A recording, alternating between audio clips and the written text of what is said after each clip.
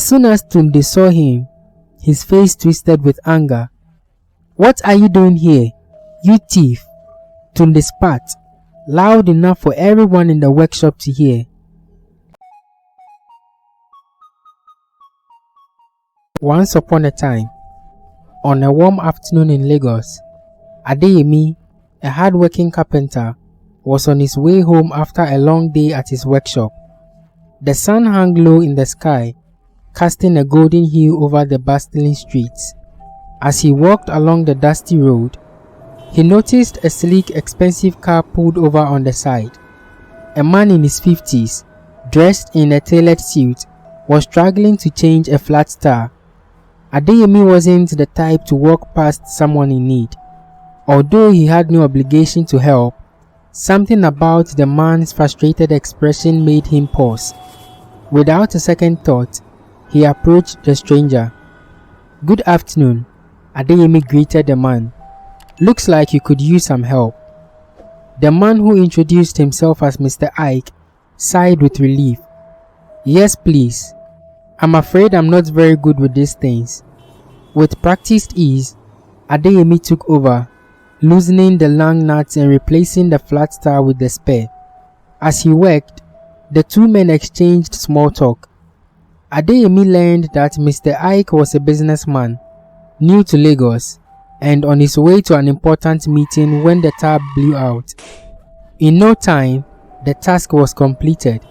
Adeyemi wiped his hands on his trousers and smiled at Mr. Ike. "There you go, all set. Safe travels." "Thank you so much," Mr. Ike said, clearly impressed. "I don't know what I would have done without your help. Let me pay you for your trouble." Adeyemi shook his head, waving away the offer. "No need for that. We are all here to help each other. Just pass on the kindness when you get the chance." But Mr. Ike wasn't satisfied with just a thank you. "At least let me do something for you in return. You've saved my day, and I can't let that go unappreciated." Adeyemi chuckled, thinking the man was being too formal. "Really, sir, it was nothing. You don't owe me anything." However, Mr. Ike was insistent. "Please let me repay you in some way. Give me your contact information. You never know. I might be able to help you in the future." Reluctantly, Adeyemi scribbled down his phone number on a piece of paper and handed it to the man. They parted ways, Adeyemi thinking nothing more of the encounter, while Mr. Ike drove off, determined to repay the favor someday. A few weeks passed, and Adeyemi had all but forgotten about the incident. His life continued as usual, waking up early, heading to the workshop, and returning home to his modest apartment. Work was steady, but not without its struggles. Adeyemi was saving every naira he could to support his younger sister's education, hoping to give her the opportunities he never had. One evening, just as Adeyemi was finishing up a piece of furniture for a client, his phone rang. The number was unfamiliar, and he felt reluctant to answer, but he answered anyway. "Hello, Adeyemi. This is Mr. Ike, the man you helped with the flat tire." Adeyemi was surprised to hear from him. "Oh, hello, sir. How are you, please?" "I'm doing well, thank you. I've been thinking about how to repay you for your kindness, and I've come up with something. Are you free to meet tomorrow? I'd like to discuss the opportunity with you." Adeyemi was intrigued but cautious. He couldn't imagine what a businessman could offer him, a simple carpenter, but his curiosity got the better of him. "Sure, I can meet you tomorrow, sir." Adeyemi went home that day after work and prepared his best clothes for the meeting. The next day, they met at a small cafe in the heart of the city. After exchanging pleasantries, Mr. Ike got straight to the point. "Adeyemi, I've recently acquired a small furniture business," he began. "The previous owner was retiring, and the place needs some serious work to get back on its feet. I've seen your craftsmanship, and I know you have the skills. I want to offer you a partnership. You run the workshop, handle the designs and production, and I'll take care of the business side." Adeyemi was stunned. This was far more than he had ever expected. "Wait, how do you even know my craftsmanship is good? You have never seen my works. We only met once." "Why me, sir?" "Because you didn't hesitate to help me when I needed it, without expecting anything in return," Mr. Ike explained. "I believe in rewarding good people, and I see potential in you. Together, I think we can turn this business into something great." The offer was beyond anything Adeyemi had ever imagined for himself. He knew it was a risk, but the chance to elevate his craft and secure a better future for his sister was too great to pass up. After a moment of thought, he agreed. The next few months were very busy. Adeyemi and Mr. Ike worked tirelessly to revamp the furniture business. Adeyemi poured his heart and soul into designing and crafting unique, high-quality pieces, while Mr. Ike used his business acumen to market their products and attract clients. Word quickly spread about the new workshop, and soon, orders were flooding in. The business began to thrive, and Adeyemi found himself in a position he had never dreamed of, running a successful enterprise, creating beautiful furniture that people admired and sought after. But it wasn't just the business that grew. Adeyemi himself transformed. He gained confidence, learning to navigate the challenges of managing a workshop and leading a team of artisans. With the increased income, he was able to pay his sister's school fees without worry, ensuring she received the education she deserved. Throughout it all, Adeyemi never forgot how it all started, with a simple act of kindness. He often reflected on how a small gesture had led to such a dramatic change in his life. The showrooms were bustling with orders, and the business was gaining a reputation for quality and reliability. Mr. Ike often praised Adeyemi's dedication and skill, telling anyone who would listen that Adeyemi was the backbone of the operation. However, this admiration did not sit well with Mr. Ike's son, Tunde, a young man who had been groomed to take over the family business one day. Tunde had always lived in his father's shadow, and he lacked the work ethic and dedication that his father saw in Adeyemi. He preferred the easy life, relying on his father's wealth rather than proving himself.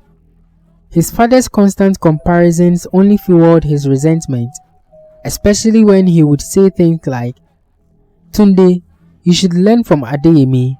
See how hardworking and focused he is." Jealousy began to fester in Tunde's heart.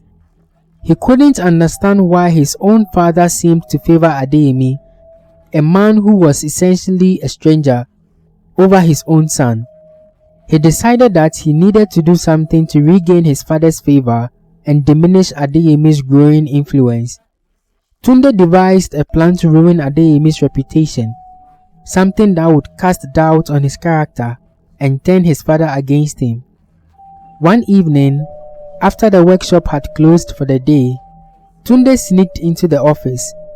He carefully removed a large sum of money from the company safe, money that was meant to pay the workers' salaries at the end of the week. Tunde then planted the money in Adeyemi's locker, where it would surely be found. The next morning, as Adeyemi and the workers were getting ready for the day, Tunde barged into the workshop, feigning panic. "The money from the safe is missing," he shouted, drawing everyone's attention. The atmosphere in the workshop instantly grew tense. The workers exchanged nervous glances, their usual chatter silenced by the gravity of the situation. Adeyemi felt a knot tighten in his stomach as Mr. Ike, with a stern expression, ordered everyone to stay calm while a search was conducted. As they began searching the premises, the unease in the room was palpable. Adeyemi could sense the suspicion in the air. and it weighed heavily on him. His heart raced as the search team methodically checked every corner in the workshop. Then, to Adeyemi's shock, the missing money was found in his locker. The room fell silent, and Adeyemi's eyes widened in disbelief. The workers murmured among themselves, their whispered suspicions growing louder. He could feel the weight of their accusatory glances, the trust he had built with them crumbling in an instant. Tunde didn't waste any time. "How could you, Adeyemi? After all my father has done for you, this is how you repay him? Stealing from the business?" Adeyemi was speechless. He knew he hadn't taken the money, but how could he prove it? The evidence was stacked against him. Mr. Ike was deeply disappointed. He had trusted Adeyemi implicitly, but now the trust was shaken. Adeyemi pleaded his innocence, but it seemed futile. Tunde's plan had worked. His father's faith in Adeyemi was now in question. Humiliated and heartbroken, Adeyemi was forced to leave the business, his reputation in ruins. Days turned into weeks, and Adeyemi's life took a downward spiral. The community began to whisper about his supposed failure, and clients started to withdraw their orders. Adeyemi was devastated, not only because his reputation was tarnished, but also because he had lost the trust of the man who had given him such an incredible opportunity. Adeyemi struggled with how to clear his name. The fact that he was no longer working at the workshop made it nearly impossible to gather evidence. He tried reaching out to some of the workers, hoping they might help him or share information that could exonerate him, but they refused to meet with him. Whenever he called them, they either avoided him or dismissed him, unwilling to be associated with someone they believed was a thief. Adeyemi felt trapped, with no way to prove his honesty. The isolation weighed heavily on him, and he began to lose hope. Tunde, on the other hand, couldn't keep his excitement to himself. He was overjoyed, knowing that he had gotten rid of Adeyemi for good. One evening, as Tunde sat at a secluded spot in the workshop, he called a friend to boast about what he had done. As he spoke on the phone, his voice was filled with satisfaction. "You should have seen the look on Adeyemi's face when he was accused. I made sure the evidence pointed straight to him. Now he's out of the picture, and my father will finally stop comparing me to him." Tunde was so caught up in his confession that he didn't notice someone standing by. It was Kunle, a long-time employee of the workshop who had always respected Mr. Ike. Shocked by what he had just heard, Kunle knew he had to do something. He quietly recorded part of the conversation on his phone before slipping away unnoticed. The following night, as Adeyemi sat in his small, dimly lit apartment, there was a sudden knock on his door. Surprised, he opened it to find one of the workshop employees standing there, looking nervous and uneasy. "Adeyemi, I need to talk to you," Kunle said, glancing over his shoulder to make sure no one was watching. Curious and worried, Adeyemi invited him in, and without wasting time, Kunle, who was a little bit nervous as if he was being watched by Tunde's spirit, explained that he had overheard a conversation between Tunde and someone on the phone. "I couldn't stand by and let an innocent man suffer for something he didn't do," Kunle said, handing over his phone. "Here, Adeyemi, listen to this." Adeyemi's heart pounded as he played the recording. His eyes widened as he heard Tunde's voice, clear as day, admitting to setting him up. Relief and joy washed over him. This was the proof he needed to clear his name. "Thank you," Adeyemi said, his voice trembling with emotion. "You don't know what this means to me." Kunle looked uneasy. "Please, Adeyemi, don't tell anyone that I was the one who gave you this. I still work there, and I don't want any trouble." Adeyemi nodded, understanding Kunle's fears. I promise your name won't come up, but I need to take this to Mr. Ike. Without wasting time, Adeyemi walked into the workshop the very next day, his head held high for the first time in weeks. As soon as Tunde saw him, his face twisted with anger. "What are you doing here, you thief?" Tunde spat, loud enough for everyone in the workshop to hear. Adeyemi didn't flinch. "Oh, look who's calling me a thief. I'm here to clear my name, Tunde. You've wronged me, but today the truth must come out." Just then, Mr. Ike, who had been in his office, stepped into the workshop, drawn by the commotion. "What's going on here?" he demanded, his voice tense. "Adeyemi, I was lenient in not pressing charges against you, but that doesn't mean you can come back here and disrespect my son." Adeyemi looked Mr. Ike in the eyes, his voice steady. "Sir, I respect you, but I'm not here to cause any trouble. I have proof that I didn't steal the money." The employees, hearing the raised voices, began to gather around, curiosity piqued. Adeyemi pulled out the phone and played the recording for everyone to hear. The workshop fell silent as Tunde's voice filled the air, admitting to the theft and framing Adeyemi. Shock rippled through the crowd. Mr. Ike's face paled as he listened, his gaze shifting from the phone to his son, who stood frozen, his expression one of fear and guilt. "Tunde," Mr. Ike's voice was low, trembling with disbelief and anger. "Is this true? Did you really do this?" Tunde knew there was no way out. The evidence was undeniable, and the eyes of the entire workshop were on him. With a heavy heart, he finally confessed. "Yes, father, I did it. I was jealous of how much you admired Adeyemi. I thought if I could get rid of him, you would see me as worthy." Mr. Ike was speechless for a moment. His face was a mixture of sorrow and disappointment. "Tunde, I love you and you are my son, but what you've done is wrong," he managed to say. "Adeyemi has done nothing but to help our family and our business. You need to understand that respect and admiration are earned, not given." Mr. Ike then turned to Adeyemi, his expression filled with remorse. With a heavy heart, he apologized sincerely, pleading with Adeyemi not to press charges against Tunde.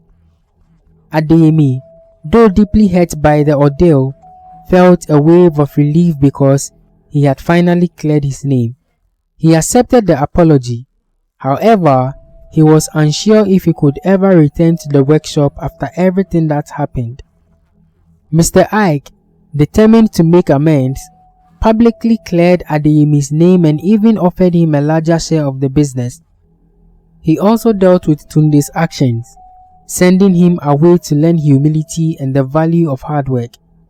Adeyemi chose to stay, not out of obligation, but because he believed in the vision they had built together. The workshop flourished once more, stronger than before. Adeyemi poured his heart into the business, and together with Mr. Ike, they turned it into one of the most successful furniture companies in Lagos. In the end, the ripple effect of Adeyemi's kindness had not only changed his own life, but had also brought about positive transformation in the lives of those around him. The moral lesson from this story is that true success comes from not tearing others down, but from lifting them up. With just a simple act of kindness, Adeyemi found himself on the path to success. Though the path wasn't a smooth one, with hard work, honesty and determination, he was able to get there, and so can you. Thank you for watching this video. Don't forget to like and share the video, and if you haven't yet subscribed, please do to help my channel grow. God bless you and catch you in the next video.